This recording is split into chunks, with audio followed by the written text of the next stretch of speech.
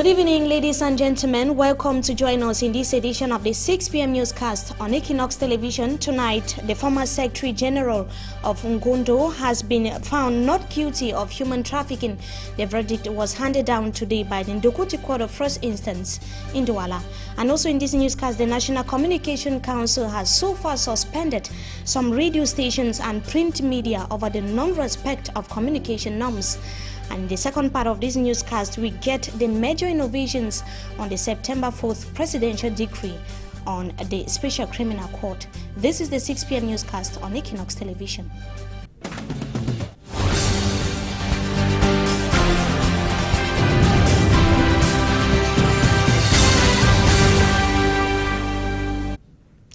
Good evening to you once again. As we announced in the headlines, the Ndokuti Court of First Instance has found the former Secretary General of Ngondo not guilty of human trafficking. The verdict in the case of Jacques Monemone, which has so far suffered several adjournments, was handed down today by the Ndokuti Court of First Instance in Douala. Rosalie Eto-Fleur reports that his alleged accomplices were slammed jail sentences. Her report. There was a lot of mixed feelings at the close of the case. Outside the court, small groups of persons gathered. Supporters of 65-year-old Monet were quite satisfied with the verdict. The accused had been detained for 5 months at the Newbell prison. He was reported to have been the one who sent the young men in search of human bones. His lawyer, Barrister Rene Manfo, said 5 months was not too short for the judges to conclude on the matter, but it was imperative for justice to take its course. Judges decided that Monet should be set free, explaining that no evidence were palpable to condemn the former Secretary General of the Ngondo Festival. 2 of the young men who had been cited as accomplices were also released, but the 3 who were caught with the bag of human bones in Douala were given a 30 months jail term and 50,000 francs fine each. The lawyers of the 3 condemned were displeased by the judge's pronouncements. They have 10 days to appeal. Barrister Gaston Bonnet told us that they will take the matter to the Littoral Court of Appeal. The battery of lawyers looked very sad and bitter as they watched Monet being taken back. He came out of the court hall and shook hands with his lawyer. The face of the man looked worried, but behind this dark face, one could depict some sense of calm and ease. The vehicle of Monet drove away, while family and other supporters followed to see him released by the prison registrar. And in Yaoundé Central Region of Cameroon, the National Communication Council has suspended 2 Yaoundé-based radio stations and some newspapers in Cameroon. The decision Thursday by the Communication Regulatory Board blamed the said organs for non-respect of communication norms. Roland Akong, a Yaoundé-based correspondent, tells us more. We did not meet with the publisher of the Le Pévier newspaper when we arrived at his office. Leopold Nujio's newspaper was suspended by the National Communication Council for 2 months for illegal advertisements and libelous stories. We did not also meet with the publisher of the Guardian Post newspaper. Nga Christian's paper was also suspended for libelous stories and illegal advertisements. The Chronicle newspaper was suspended too, while the Watchdog newspaper was warned over the non-respect of the code and ethics of the profession. Sky One Radio and Youth FM, all in Yaoundé, were also suspended for 2 months for the non-respect of the code and ethics of the profession, while Jacom FM in Yaoundé was closed down. The Communication Council suspends for 2 months Peggy Mayong, a journalist with Satellite FM in Yaoundé. It is the second time in less than 1 year that the National Communication Council is sanctioning media houses and reporters for non-respect of the code and ethics of the profession. Roland Akong reporting there from Yaoundé Central Region of Cameroon, and they have so far confirmed that the stations are still emitting even after they were suspended by the National Communication Council. We shall be coming back to that in a subsequent newscast. Meantime, five people accused of having a hand in the disappearance of 9 children in the Malimba village in Mwanko near the town of Idea have been arrested. The children who disappeared 7 days ago are still missing as we speak. Let's have the details of that report with Pamela Ndukong. Francois Sopo, 6 years old, Magdalene Ebanye, 9, Catherine Sapi, 12 years old, are the names of some of the missing children at the Bolongo neighborhood. It's 8 days now since the children disappeared from the Bolongo neighborhood, as nobody seems to have an idea where they are. 4 suspects have been trapped down already by police officials of this community. With the presence of the authority, the senior divisional officer of Monko, Hamid Yufedi, he calmed down the inhabitants of Bolongo village, recalling to them that the expert research team he promised are all around, and they have to go for the search of the children right in the forest. The environment could be cited with so much sorrow and lamentations as all the parents of the missing children cried loud for help. Education in the village is not effective because pupils and teachers are all affected by this tragedy. While waiting for the research team to do their job, the villagers of this community continue to live in fear. And just to add, after that report there by Pamela Ndukong that the search is still on, the people of Mabanda in the Douala 4 municipality have blamed the underdevelopment in the area on the negligence on the part of the government. For Hansen Chanji, who visited that particular neighborhood, now tells us in the following report that the area remains inaccessible to the entire population. His report. This is Mabanda, the most populated locality in the Douala 4 area. This area is known for recurrent inundation. The people here say they have been abandoned in terms of development. Secondary roads leading to houses, popular joints and schools have been transformed into small rivers. And if you are visiting this area for the first time, you need to put on rain boots. Locals here say for years now, when rainy season appears, they purchase their rain boots.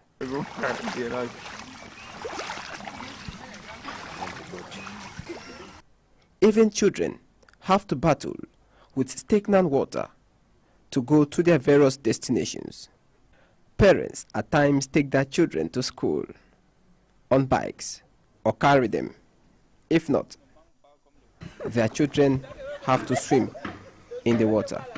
Many houses in Mabanda are in risky zones, but the people are still living in it, despite the danger it poses to their security. We have drainage problem. If it rains, during dry season, dust everywhere. That's the problem we have here. Donkey of here, since we entered here about 15 years today, we are thinking of this. The situation at Government Bilingual High School, Mabanda, is a call for concern. The main entrance to the school is inaccessible. The school playground has been transformed into a lake. There's no way to play. This is due to the rainy season or to the high tide. A fertile breeding ground for mosquitoes, frogs, and diseases. Yes, this is a problem. It's a problem. The principal says it becomes worse during the rainy season. It looks like the development of the school has been held captive. The thing was very difficult the last years. Who is therefore responsible? The government, we're in Cameroon. Inundation and inaccessibility into the various quarters in Mabanda, these are the fires that will be waiting new parliamentarians, councillors and mayors. Samuel Chufa for Hansen Chanji, Equinox Television. Thanks indeed for Hansen Chanji for the report from Mabandai locality here in the country's economic capital, Douala. Stakeholders in the community forest sector are meeting in Yaoundé Centre region of the country in a fair which aims at enabling them discuss some of the common problems in the community forest sector. Conspicuously absent at the Yaoundé meeting are marketers in the sector who were highly awaited to discuss the trade issues with forest management officials. An opportunity for our Yaoundé-based correspondent Roland Akong to meet with some of the stakeholders in the marketing sector or the marketing community. Let's have their reaction. They were speaking on some of the problems facing the community of marketers in Cameroon. The major problem at stake as at now, which is in this our brochure, is that we have arrived at the stage of marketing. But we have a problem of who has to come and buy the product from us. That's our major problem as at stake. The main problem with community forests is that the financial commitments that they have, they cannot execute it because there are lack of funding. Secondly, the problem of selling the wood which has been extracted from the community forest is just difficult to sell. Anything that you can make any profit. That is Stephen Ekema there, and also Jacob Oben speaking, or they are talking about the difficulties of the community forest in Cameroon. In another story, stakeholders in the Ministry of Agriculture are mapping plans to boost cassava production across the country. Over 6 million cassava seedlings were distributed to some of the agroecological zones, as Pamela Ndukong tells us in the following report.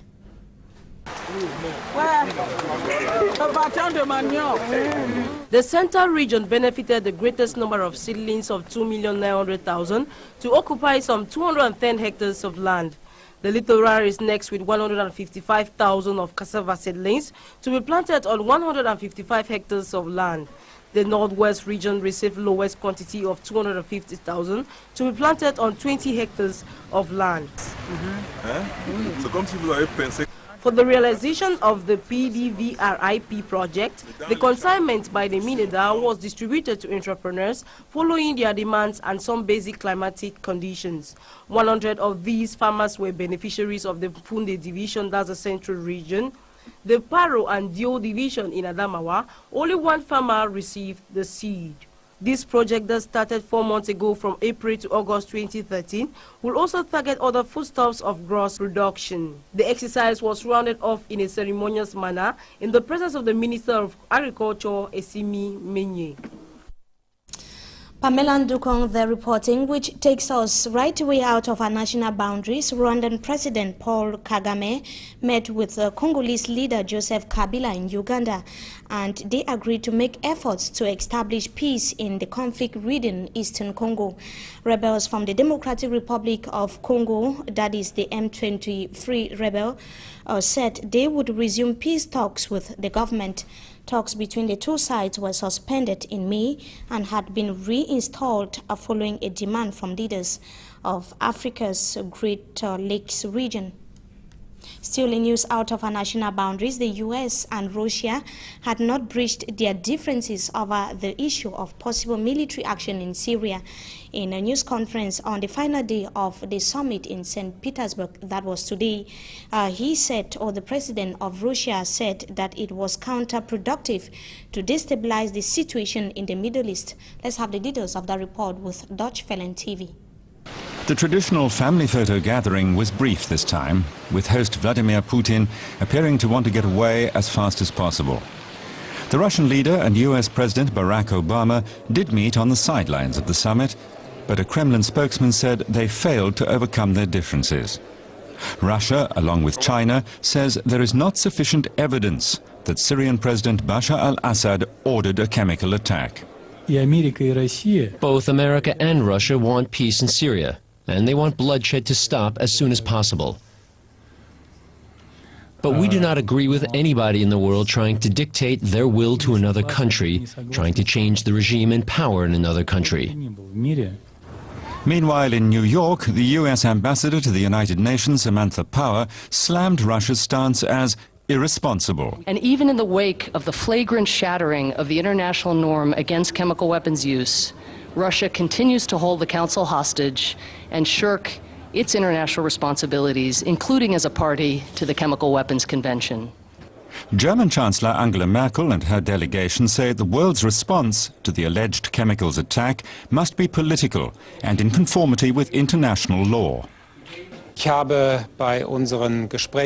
In our discussions, I have been building support for the UN Security Council to give a mandate to the International Court of Justice so that it can investigate alleged chemical weapons use in Syria. The St. Petersburg summit has highlighted how little support there is for military action against Syria, but also how few other options are currently available. Meantime, Lebanon has since been dragged into the Syrian crisis, though with a lot of reservation. They have maintained that any U.S. military attack on Syria would amount to chaos. Details once again with the Dutch Welle TV. Lebanon has long since been dragged into Syria's civil war. Fighters belonging to the Shiite Hezbollah movement are battling alongside Syrian government troops against Sunni rebels. And the war is now also being fought on Lebanese territory. Bomb attacks in Tripoli and Beirut have left dozens of casualties. Shiites fighting Sunnis and vice versa, a worrying development for Lebanon, which has a complex religious mix. The mountains overlooking the Lebanese capital are home to leaders of several religious militias, godfathers who wield tremendous political power. There are those who oppose Syrian President Bashar al-Assad and those who support him. Wiam Wahab is a former Lebanese cabinet minister. He has close ties with the Syrian regime and with President Assad. He says a U.S. military strike on Syria would be a disaster. Hezbollah and Iran will not let Syria down. If Assad is attacked, they will take revenge. If the Americans bomb Syria, the whole region will go up in flames. Parliament and political parties are often of secondary importance in Lebanon. The views of many ordinary Lebanese are strongly influenced by their religious and ethnic affiliations. Everyone in Wahab's clan supports his political line. If Assad is toppled, there will be chaos here. That can't be what the West wants. Lebanon is part of the Mediterranean. Wahab no longer goes anywhere without bodyguards. They are with him day and night. He has been the target of numerous assassination attempts and rocket attacks on his house. The Lebanese media believe Sunni militants are to blame, militants who oppose Assad. Wahab is a member of the Druze, a religious sect linked with Islam. He says Bashar al-Assad is a safeguard for more moderate groups like the Druze against religious extremists. Obviously, we're afraid that the influence of the Salafists will grow and our religion will disappear. And that is what determines his position on Syria. I think Assad's dictatorship, which at least guarantees freedom of religion, is still better than a fanatical religious regime. Pro-Assad or anti-Assad, there are only two sides in this conflict, but they're gaining support for different reasons. And the divisions are becoming more entrenched in Syria and in Lebanon. A report which brings us to the end of this segment of the news. Up next is Talking Point.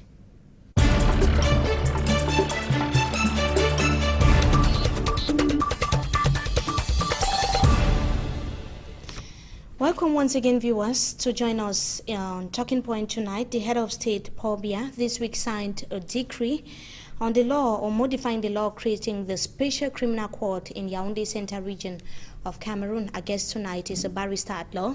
Good evening to you, Barrister Ashua Boy Emmanuel, and thank you so much for joining us tonight on Talking Point. Good evening.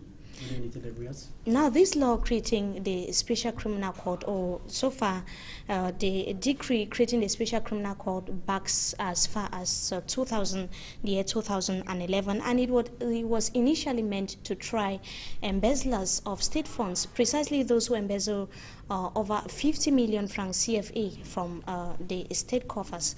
What are some of the major innovations that we have on the September 4th presidential decree? Well, most of us have decried the advent of this special court, which was meant to try people who committed the same offense and give them the option to pay and go out. Because as you rightly said, that law came with some innovations. We had this aspect of plea bargain, that is, they give you the opportunity, if you can pay the amount for which you are being tried, well, then you can ask the Minister of Justice to drop charges. So this, the new decree has made it possible now for those who are being prosecuted for lesser amounts to also have this possibility of paying and going home. So those who have embezzled even 2 million francs CFA, they can pay back to the state treasury and they will be set free. Well, you see, we have to be careful because it's a possibility. It is not a right, because the law says the Minister of Justice may. It's not a must. I think we have cases where people have reimbursed, but they are still in detention because it is not mandatory. It is an option.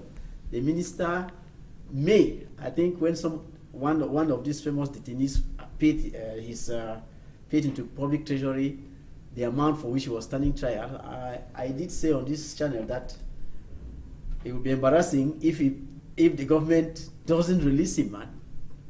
Up to today, he is still in detention. So no hope, therefore, for swindlers or alleged swindlers that reimburse their money? Well, I say it's an option for the government. It's a may, it's not a must.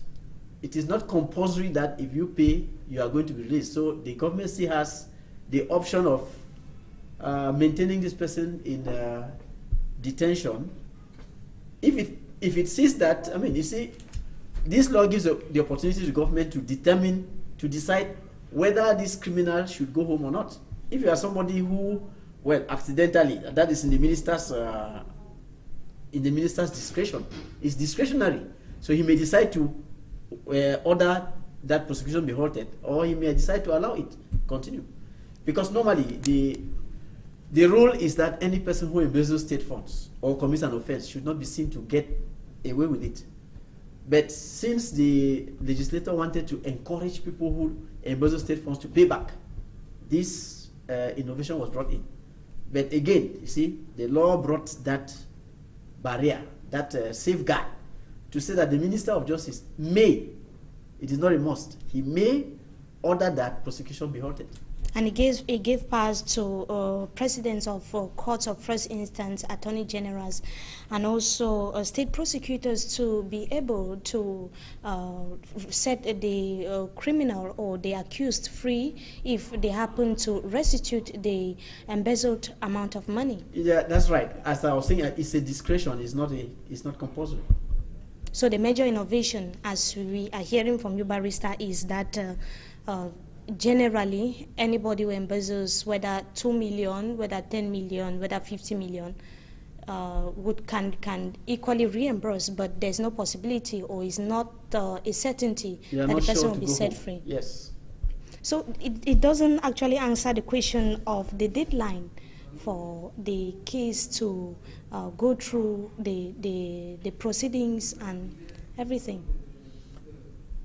Well, you see, it's a prosecutorial discretion. In other countries, they call it a plea bargain. They say, okay, if you do so, we are going to drop this type of charges. Here, the government wants to encourage people to pay back state funds that have been embezzled. So they open the doors to say those who can pay back can be admitted to the benefit of the charges being dropped. It's a can, it's a may. It is not a must.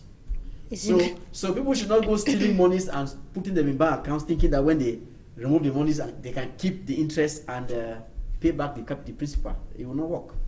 Because if actually they are set free, would that stop them from having committed a crime? Well, you see, that is what I'm saying. They are not sure to be set free.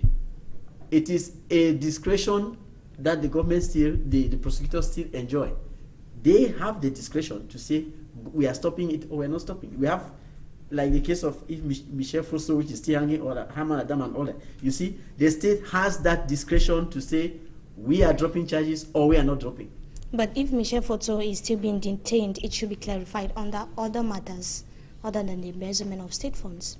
Well, to the best of my knowledge, I think he's in detention for matters relating only to embezzlement of state funds, because his counsels were saying really in the press that he had basically paid up everything.